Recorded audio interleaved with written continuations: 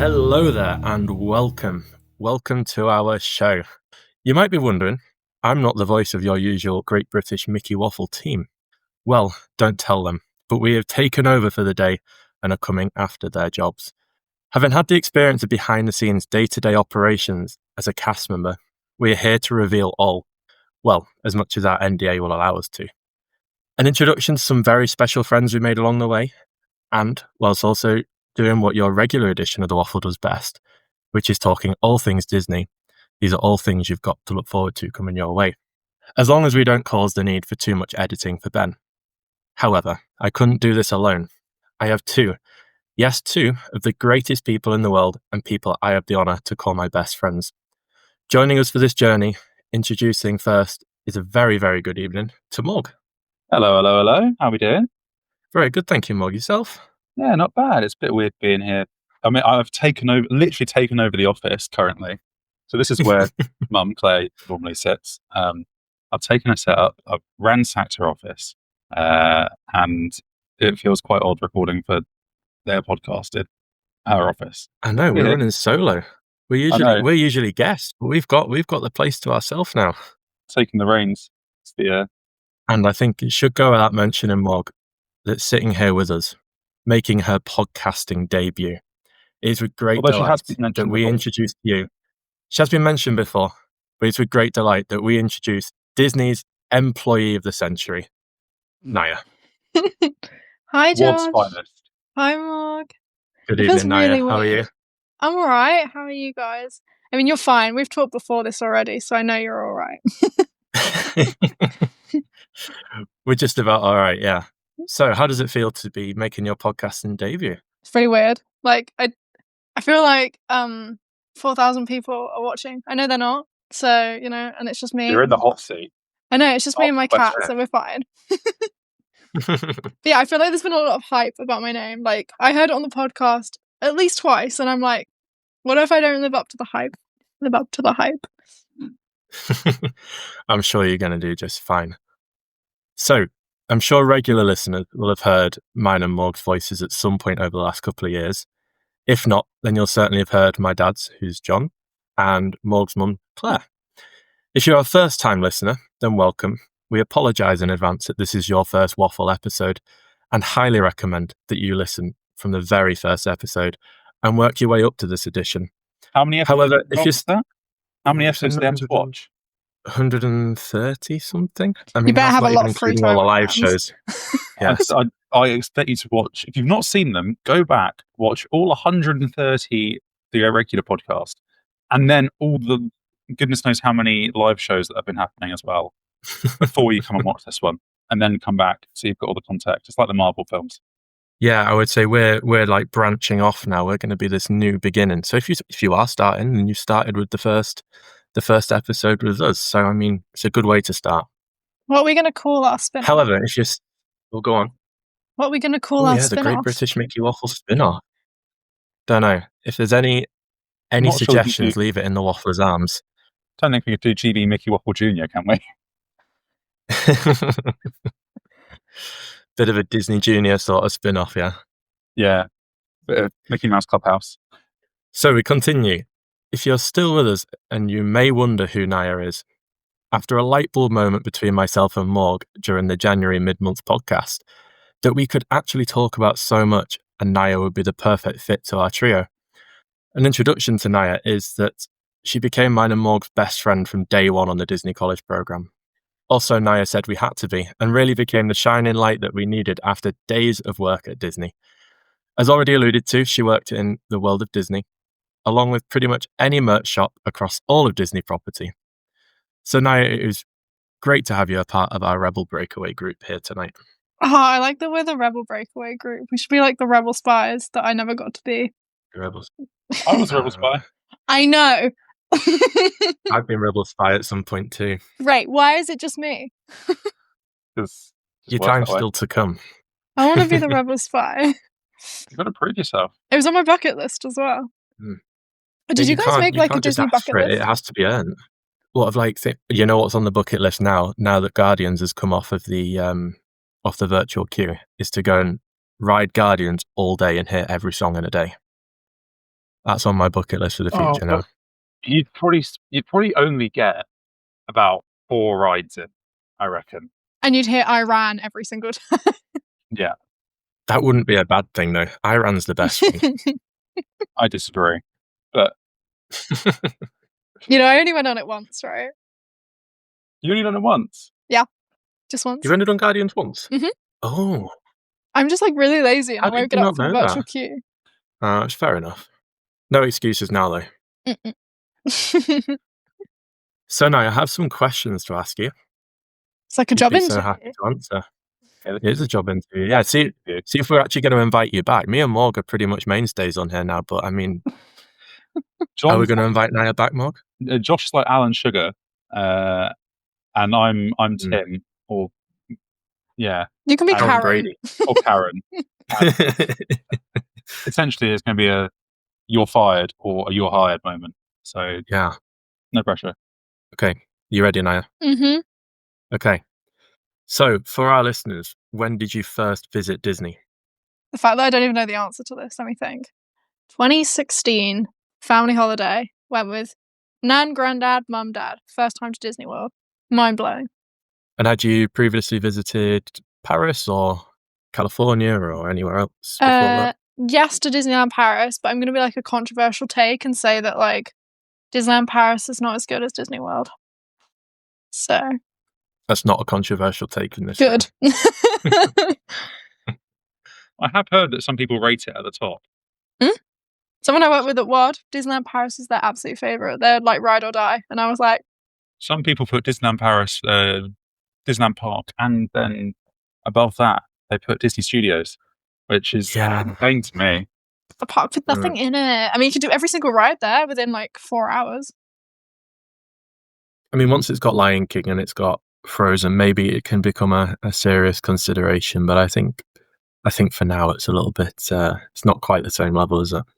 Everyone in the comments is going to be like, no, I can't come back because she doesn't rate Disneyland how Paris. dare she slates Disneyland Paris.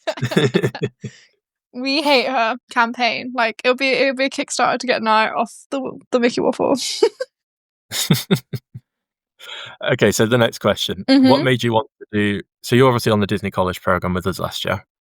What was it that made you want to do the Disney College program? Oh, I have such a specific moment for this. And like, this is the story I told in my interview. Like, I don't know how much the boys have spoken about what the process is like, but obviously during the interview, they'll ask you these sorts of questions that Josh is asking me now. And they were like, why is it that you wanted to apply for the program? What moment is it that inspired you? And I very distinctly remember this. The first ever trip we went, 2016, we watched Wishes, the firework display before Happily Ever After, right behind the castle by the carousel. I didn't realize the fireworks show was happening because I was not good at like Disney planning. We just walked out. I was like, oh, look, there's some fireworks. Let's stay. So we did. I was like 13. And this custodial cast member came out. And he obviously knew all the words to Wishes, as we all know all the words to Happily Ever After. And he started doing his own performance with it, using his like sweeping up brush, and he was singing along and dancing. I wasn't watching the fireworks. I was watching this cast member, and I was like, I want to be him. How cool is it that he gets to hang out? And nobody was taking any notice of him. And right at the end, I went up to him and I was like, I love performance. You know, you really made this firework display the best it could possibly be. And I wish I had it with me, but for the next podcast, I'll bring props. But he gave me the like custodial Wishes like souvenir, and it was like a blue star. And oh wow, I kept it. I have it forever. My favorite thing from Disney, and I didn't buy it. It was given to me because me and this cast member like hung out together and watched Wishes. I don't know, but yeah, that moment I was like, I want to be a cast member now, so I'm gonna do it. And you did it. Yeah. Went to achieve the dream. I know. I think it's really funny because people are always like, well, what are you going to do now? And I'm like, I don't know. But I achieved my dream working for Disney. I'm fine now, okay? I hope you guys have really specific I think that's similar. I was going to say, I think when we were on the podcast, we're going to be about a year ago now, wasn't it, Morg, that we first came on? I mean, it was already real when you said that our program was last year. That's what I know. I know.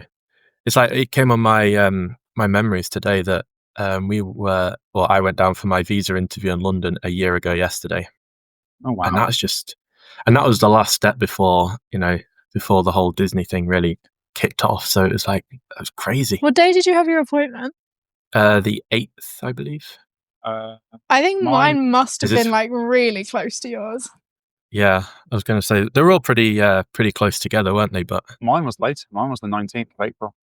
Yeah, you went later on. I remember because we tried to book on the same day, but I think you had I had some stuff going on. University thing on that day. Morg was disorganized and just didn't get ahead of it. Pretty much, yeah. Anyway, moving on. Mhm. So, as I spoke about in the introduction, you didn't just work at World of Disney.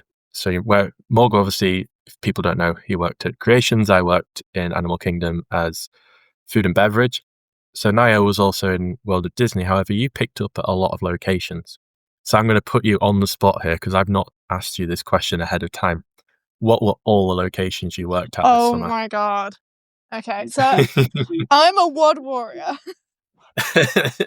Let me think. I actually before you carry on then, how was working in WOD? Yeah, did you enjoy it? I loved working at WOD. It was crazy, and everyone went, "Oh my god, you work at WOD?" And I'm like, "Yeah." So as a non-WOD as a non-WOD merchandise cast member in Creations, we were all told that WOD is the worst place to work. For context, WOD is World of Disney. For everyone who yes, I was going to say that needs to be put in there. Yeah, that's what we sort of got used to calling it when we were on the program. And whenever people talked about World of Disney, that was always such a don't pick up a World of Disney, don't pick up a World of Disney. So actually hearing Niah's sort of, oh yeah, I loved it, is Niah's success story. It was actually great. If anybody who is on the program gets signed World of Disney as your placement, it's great. There are times where it's shocking, where maybe you do a floor stock shift in the back, and I didn't do that too often because I would trade. But for me, that was hellish because I didn't know where anything was, and I didn't really have time in the weeks that we were there to learn the stock rooms well enough. But the times where I was on the shop floor, yeah, it was absolutely pandemonium. But getting to see everybody who worked there all the time made it more like a family thing for me and more like the camaraderie. I know at some locations people probably didn't get that close, or there was only maybe 10 cast members from their location, so they didn't have that massive network of people. I had I would have said every time we walked around, I would have seen somebody that I knew in all of the parks all of the time. So that was something nice about WOD. I loved it. Don't be disheartened, guys. I remember the first time we met you and we were doing traditions and training in that first week, and I remember you being so disappointed probably isn't the right word, but a bit downbeat about the fact you were working at Disney Springs.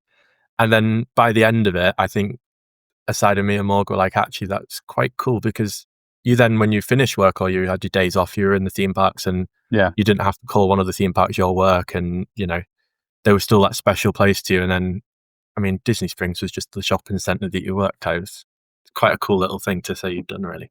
It didn't ruin the magic for me. I feel like some people saw a lot behind the scenes, so when they went to work in those locations, it wasn't the same experience. But for me, I was only picking up at these locations every once in a while, so I got to know them enough that I was like, oh, this is cool.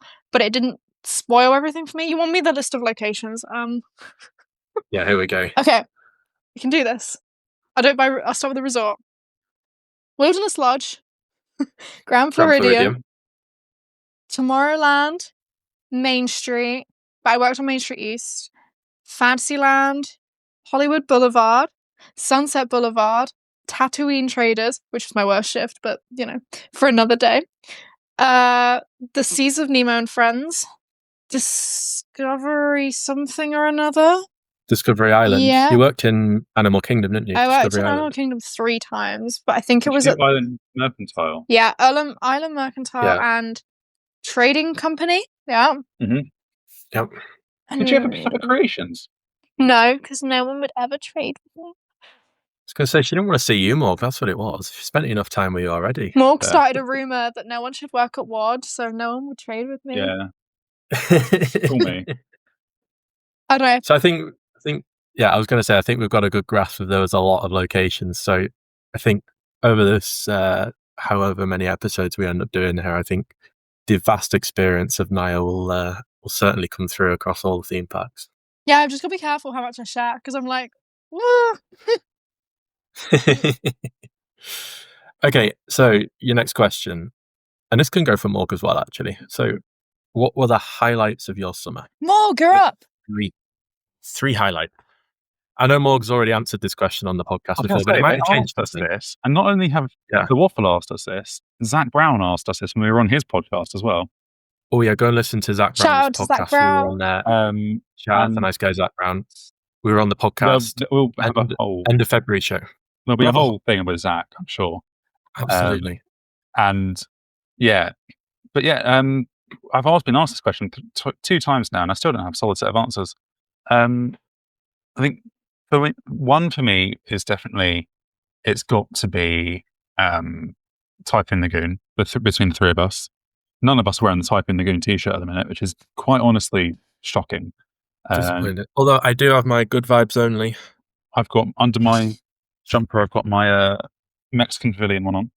I like that one. And when I went back to go and get it, it wasn't there. Snoozy lose. I know. Traits are working in merch. But so definitely Typhoon Lagoon. That was lots of fun. Had a lovely day there. And I'm sure we'll have a whole talk about that. I think at the very end as well, seeing, I was about to call it Wishes. I mean, Happily Ever After.